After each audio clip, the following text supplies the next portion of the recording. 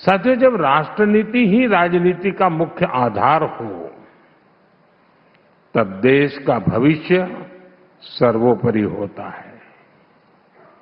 लेकिन जब राजनीति में व्यक्तिगत स्वार्थ हावी हो जाता है, तब लोग देश के फ्यूचर के बजाय अपने फ्यूचर के बारे में सोचते हैं। आप जरा याद कीजिए, 2004 से 2010 के बीच क्या हुआ था। तब कांग्रेस सरकार के समय पेट्रोल, डीजल और गैस की कीमतों का संकट आया था और तब कांग्रेस ने देश की नहीं बल्कि अपनी सत्ता की चिंता की। उस वक्त कांग्रेस ने 1,48,000 करोड़ रुपए के ऑयल बॉन्ड जारी किए थे और प्रधानमंत्री मनमोहन सिंह जी ने खुद कहा था कि वो आने वाली पीढ़ी पर कर्ज का बोझ डाल रहे हैं।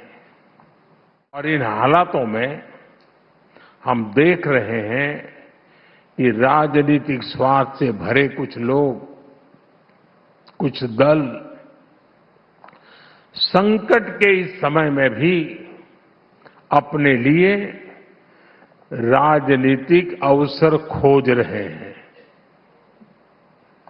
इसलिए मैं टीवी 9 के मंच से फिर कहूंगा, ये समय संयम का है, संवेदनशीलता का है। हमने कोरोना महासंकट के दौरान भी देखा है, जब देशवासी एकजुट होकर संकट का सामना करते हैं तो कितने सार्थक परिणाम आते हैं। इसी भाव के साथ हमें इस युद्ध से बनी परिस्थितियों का सामना करना है। आज विश्व जिन गंभीर परिस्थितियों से गुजर रहा है, वो अभूतपूर्व है और बेहद गंभीर है। और इन स्थितियों के बीच आज टीवी 9 नेटवर्क ने विचारों का एक बेहद महत्वपूर्ण मंच बनाया है। आज इस समिट में आप सभी इंडिया एंड द वर्ल्ड इस विषय पर चर्चा कर रहे हैं। मैं आप सबको बधाई देता हूं, इस समिट के लिए अपनी शुभकामनाएं देता हूं, सभी अतिथियों का अभिनंदन करता हूं। साथियों, आज जब दुनिया कॉन्फ्लिक्ट के कारण उलझी हुई है, जब इन कॉन्फ्लिक्ट के दुष्प्रभाव पूरी दुनिया पर दिख रहे हैं, तब इंडिया एंड द वर्ल्ड की बात करना बहुत ही प्रासंगिक है। भारत आज वो देश है जिसकी अर्थव्यवस्था तेजी से आगे बढ़ रही है।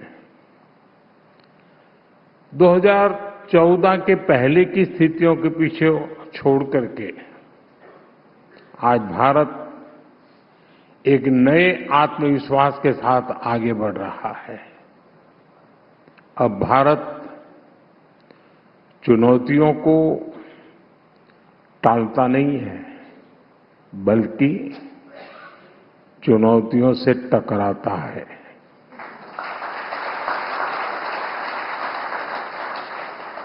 आप बीते 5-6 साल में देखिए, कोरोना की महामारी के बाद चुनौतियां एक के बाद एक बढ़ती ही गई है। ऐसा कोई साल नहीं है जिसने भारतीयों की परीक्षा न ली हो। लेकिन 140 करोड़ देशवासियों के एकजुट प्रयास से भारत हर आपदा का सामना करता हुए आगे बढ़ रहा है। इस समय युद्ध की परिस्थितियों में भी भारत की नीति और रणनीति देखकर, भारत का सामर्थ्य देखकर दुनिया के अनेकों देश हैरान है। हमारे यहां कहावत है, सांच को आंच नहीं। 28 फरवरी से दुनिया में जो उथल-पुथल मची है, इन कठोर विपरीत परिस्थितियों में भी भारत प्रगति के, विकास के, विश्वास के संकल्प के साथ आगे बढ़ रहा है। इन 23 दिनों में भारत ने अपनी रिलेशनशिप बिल्डिंग कैपेसिटी दिखाई है, डिसीजन मेकिंग कैपेसिटी दिखाई है और क्राइसिस मैनेजमेंट कैपेसिटी दिखाई है। साथियों, जब दुनिया इतने सारे खेमों में बंटी हुई है, भारत ने अभूतपूर्व और अकल्पनीय ब्रिजेस बनाए हैं। गल्फ से लेकर ग्लोबल वेस्ट तक, ग्लोबल साउथ से लेकर पड़ोसी देशों तक भारत सभी का ट्रस्टेड पार्टनर है। कुछ लोग पूछते हैं, हम किसके साथ हैं? तो उनको मेरा जवाब यही है कि हम भारत के साथ हैं।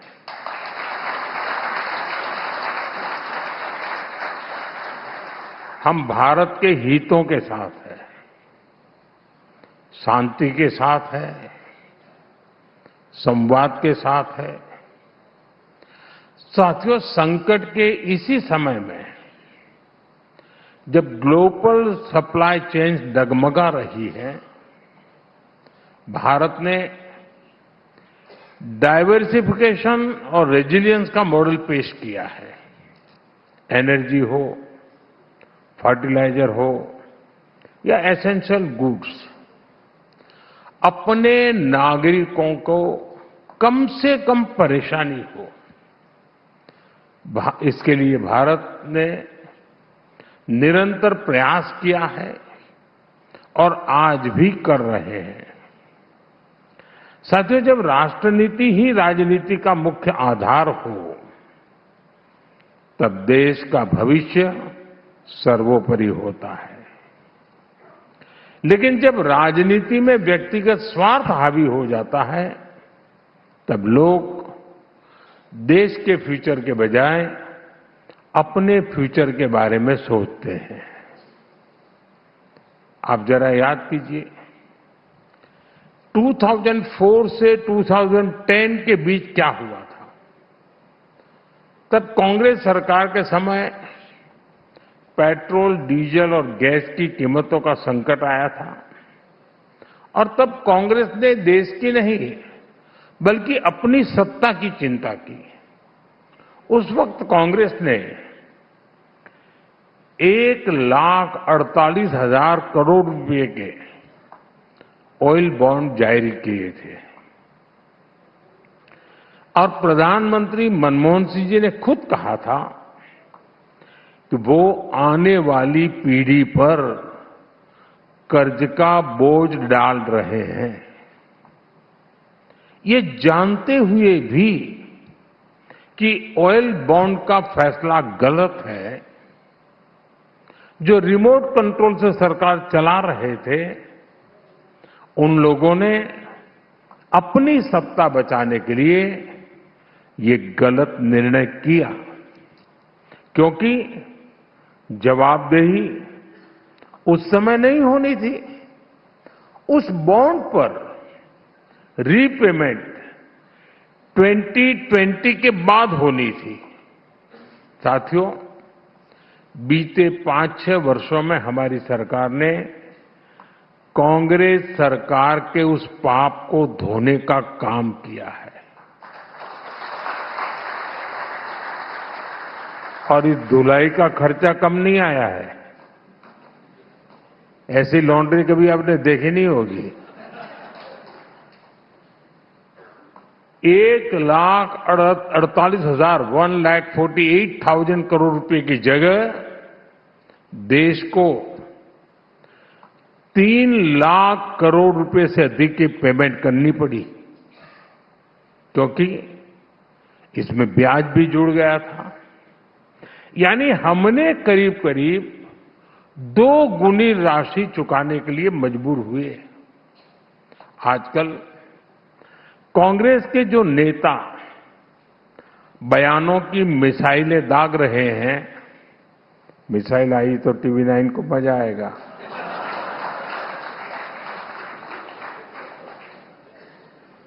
उनकी इस विषय का जिक्र आते ही बोलती बंद हो जाती है।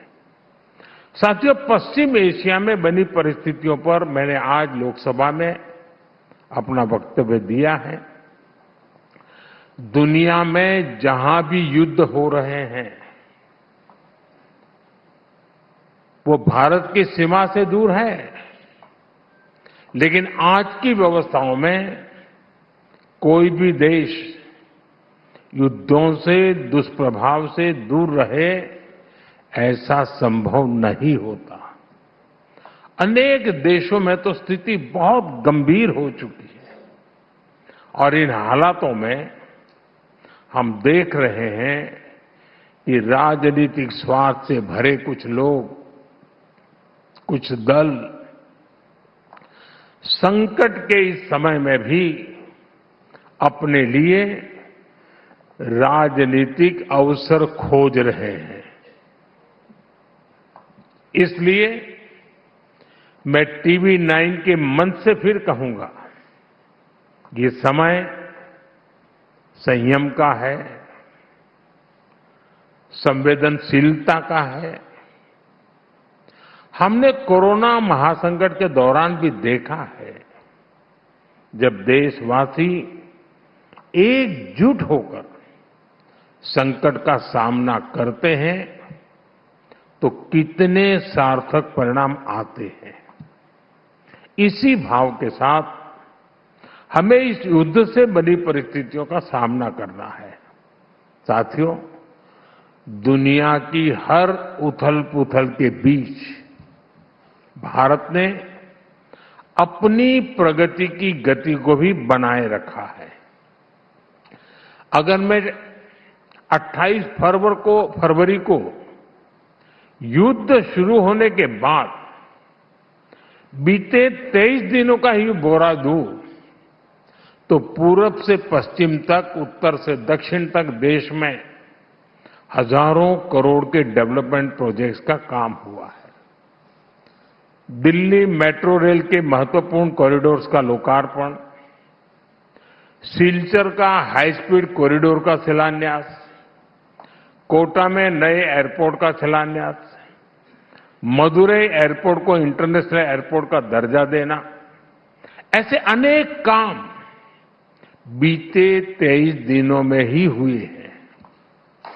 बीते 1 महीने के दौरान ही औद्योगिक विकास को गति देने के लिए भव्य स्कीम को मंजूरी दी गई है। इसके तहत देश भर में 100 plug and play industrial park विकसित किए जाएंगे। देश में small hydro power development scheme को भी हरी झंडी दी गई है। इससे आने वाले वर्षों में 1500 मेगावाट नई हाइड्रो पावर कैपेसिटी जोड़ी जाएगी। इसी दौरान जल जीवन मिशन को साल 2028 तक बढ़ाने का निर्णय लिया गया है। किसानों के हित में भी अनेक बड़े निर्णय लिए गए हैं। बीते 1 महीने में ही पीएम किसान सम्मान निधि के तहत 18,000 करोड़ रुपए से अधिक सीधे किसानों के खाते में ट्रांसफर किए गए हैं। और जो हमारे एमएसएमईज हैं, जो हमारे निर्यातक हैं, उनके लिए भी करीब 500 करोड़ रुपए के राहत पैकेज की भी घोषणा की गई है। ये सारे कदम इस बात का प्रमाण है कि विकसित भारत बनाने के लिए देश कितनी तेज गति से काम कर रहा है। साथियों, मैनेजमेंट की दुनिया में एक सिद्धांत कहा जाता है, what gets measured gets managed. लेकिन मैं इसमें एक और बात जोड़ना चाहता हूं, what gets measured gets improve और अल्टीमेटली गेट्स ट्रांसफॉर्म। क्योंकि आकलन जागरूकता पैदा करता है, आकलन जवाबदेही तय करता है और सबसे महत्वपूर्ण आकलन संभावनाओं को जन्म देता है। साथियों, अगर आप 2014 से पहले के 10-11 साल और 2014 के बाद के 10-11 साल का आप आकलन करेंगे तो यही पाएंगे कि कैसे इसी सिद्धांत पर चलते हुए भारत ने हर सेक्टर को ट्रांसफॉर्म किया है। जैसे पहले हाईवे बनते थे करीब 11-12 किलोमीटर प्रतिदिन की रफ्तार से, आज भारत करीब 30 किलोमीटर प्रतिदिन की स्पीड से हाईवे बना रहा है।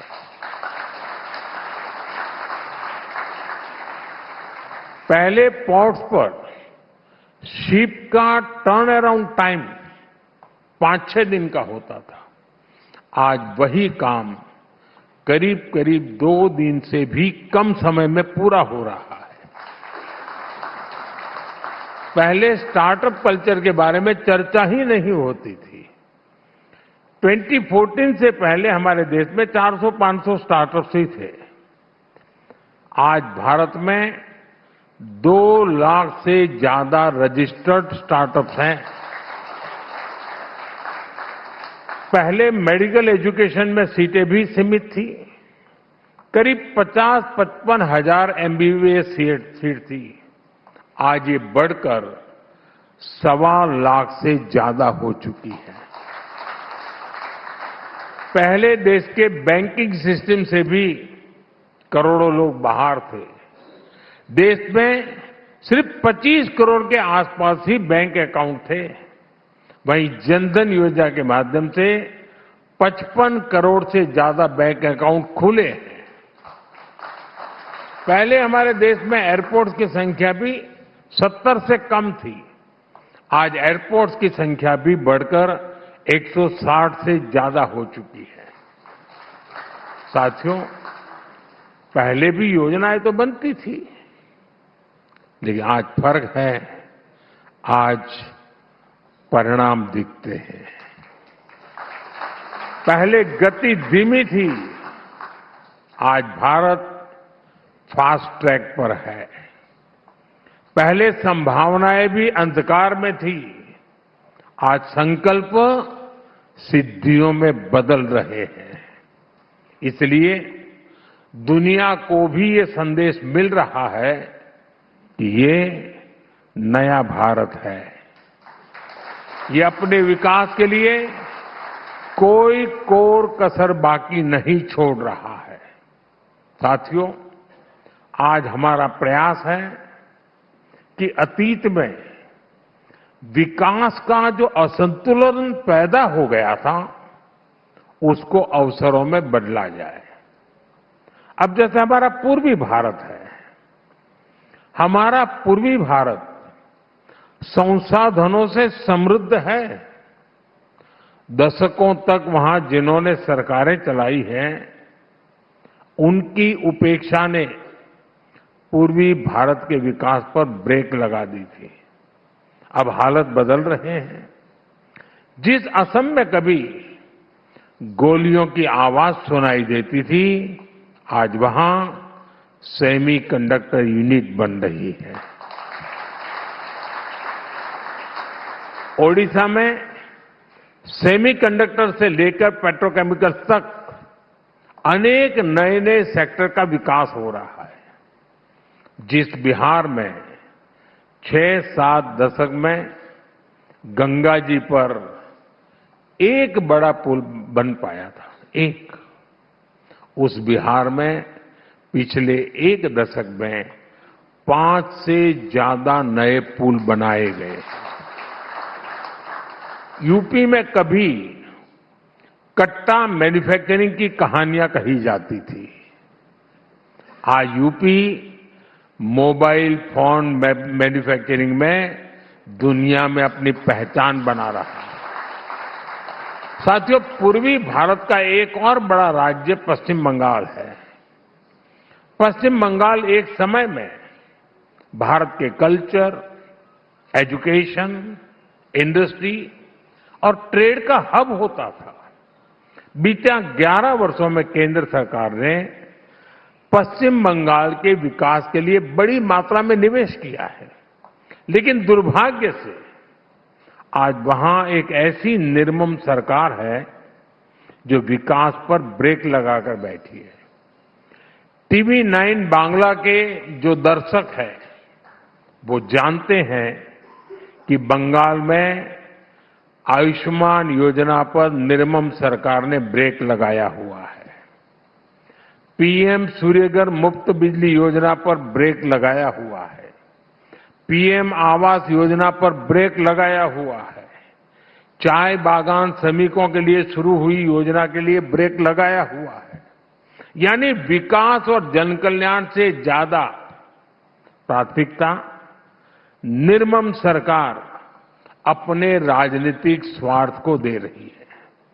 साथियों, देश में इस तरह की राजनीति की शुरुआत जिस दल ने की है वो अपने गुनाहों से बच नहीं सकती, और वो पार्टी है कांग्रेस। कांग्रेस पार्टी की राजनीति का एक ही लक्ष्य रहा है, किसी भी तरह विकास का विरोध। और कांग्रेस ये तब से कर रही है जब मैं गुजरात में था। गुजरात में वर्षों तक जनता ने हमें आशीर्वाद दिया, तो कांग्रेस ने उस जनादेश को स्वीकार नहीं किया। उन्होंने गुजरात की छवि पर सवाल उठाए, उसकी प्रगति को कटघरे में खड़ा किया, और जब यही विश्वास पूरे देश में दिखाई दिया तो कांग्रेस का विरोध भी रीजनल से नेशनल हो गया। साथियों, जब राजनीति में विरोध विकास के विरोध में बदल जाए, जब आलोचना देश की उपलब्धियों पर सवाल उठाने लगे, तब यह सिर्फ सरकार का विरोध नहीं रह जाता, यह देश की प्रगति से असहज होने की मानसिकता बन जाती है। आज कांग्रेस इसी मानसिकता की गुलाम बन चुकी है। आज स्थिति यह है कि देश की हर सफलता पर प्रश्न उठाया जाता है, हर उपलब्धि में कमी खोजी जाती है, और हर प्रयास के असफल होने की कामना की जाती है। कोविड के समय देश ने अपनी वैक्सीन बनाई तो कांग्रेस ने उस पर भी संदेह जताया। मेक इन इंडिया की बात हुई तो कहा गया कि यह सफल नहीं होगा। बब्बर शेख कर इसका मजाक उड़ाया गया। जब देश में डिजिटल इंडिया अभियान शुरू हुआ तो उसका मजाक उड़ाया गया। लेकिन हर बार यह कांग्रेस का दुर्भाग्य और देश का सौभाग्य रहा कि भारत ने हर चुनौती को सफलता में बदला। आज भारत दुनिया की सबसे बड़ी वैक्सीनेशन ड्राइव का उदाहरण है। भारत डिजिटल पेमेंट्स में दुनिया का अग्रणी देश है। भारत मैन्युफैक्चरिंग और स्टार्टअप में नई ऊंचाइयों को छू रहा है। साथियों, लोकतंत्र में विरोध जरूरी होता है, लेकिन विरोध और विद्वेष के बीच एक रेखा होती है। सरकार का विरोध करना लोकतांत्रिक अधिकार है, लेकिन देश को बदनाम करना यह कांग्रेस की नीयत पर सवाल खड़ा करता है। जब विरोध इस स्तर तक पहुंच जाए कि देश की उपलब्धियां भी असहज करने लगे तो यह राजनीति नहीं है, यह दृष्टिकोण की समस्या है। अभी हमने ग्लोबल एआई समिट में भी देखा है, जब पूरी दुनिया भारत में जुटी हुई थी तो कांग्रेस के लोग कपड़े फाड़ने वहां पहुंच गए। इन लोगों को देश की इज्जत की कितनी परवाह है, ये इसी से पता चलता है। इसलिए आज आवश्यकता है कि देश हित को दल हित से ऊपर रखा जाए, क्योंकि अंत में राजनीति से ऊपर राष्ट्र होता है, राष्ट्र का विकास होता है। साथियों, आज का ये दिन भी हमें यही प्रेरणा देता है। आज के ही दिन शहीद भगत सिंह, शहीद राजगुरु और शहीद सुखदेव ने देश के लिए सर्वोच्च बलिदान दिया था।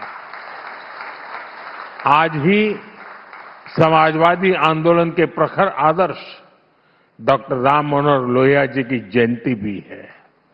ये वो प्रेरणाएं हैं जिन्होंने देश को हमेशा स्व से ऊपर रखा है। देश हित को सबसे ऊपर रखने की यही प्रेरणा भारत को विकसित भारत बनाएगी। यही प्रेरणा भारत को आत्मनिर्भर बनाएगी। मुझे पूरा विश्वास है कि टीवी9 की ये समिट भी भारत के आत्मविश्वास और दुनिया के भरोसे पर, भारतीयों पर जो भरोसा है, उस भरोसे को और सशक्त करेगी। आप सभी को मेरी तरफ से बहुत बहुत शुभकामनाएं हैं और आपके बीच आने का अवसर दिया, आप सबसे मिलने का मौका लिया, इसलिए बहुत बहुत धन्यवाद। नमस्कार।